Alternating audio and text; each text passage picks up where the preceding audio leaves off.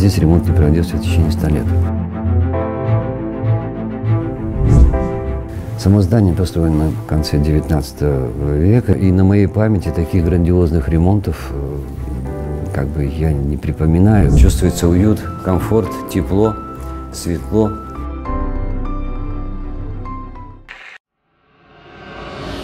Елу жылда іргелері, қабырғалары бәрі тозып, әбден іргетасына су кіріп, соңғы жылдары өте сондай қиын болған. Мені жақсы көреді, күнде күліп келеді, көп ертегі береді, маған айтып береді. Шаңырағы биіктеп көтерілгендей болып көрінді.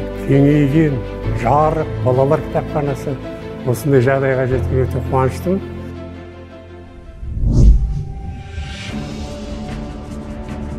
Осындай көлемді үлкен жөнде осы биылғы 2020 жылы бірінші рет болып тұр.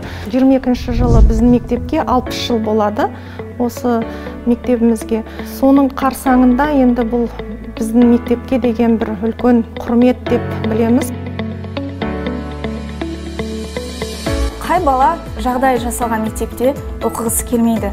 Мысалы, телевизорлар бар, тақталар бар, яғни бәрі жаңа, отырған жеріндегі сезім де жаңаша.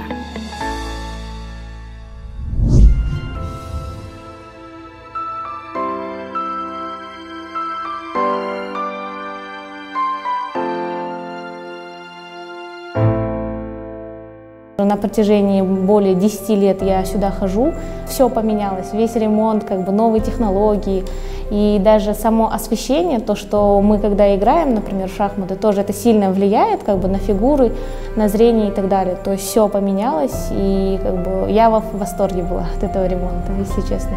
Вообще по всему Казахстану я считаю, то, что у нас самый крутой такой, как сказать, как и есть, как и он называется, дом именно шахмат.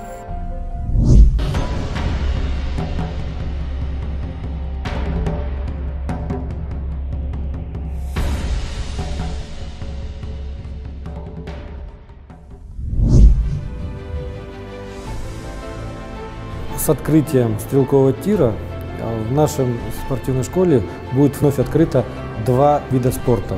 Это стрельба из лука и стрельба из пневматической винтовки. Как-то завораживает вот этот весь процесс, когда ты натягиваешь стрелу и когда попадаешь, это очень классно.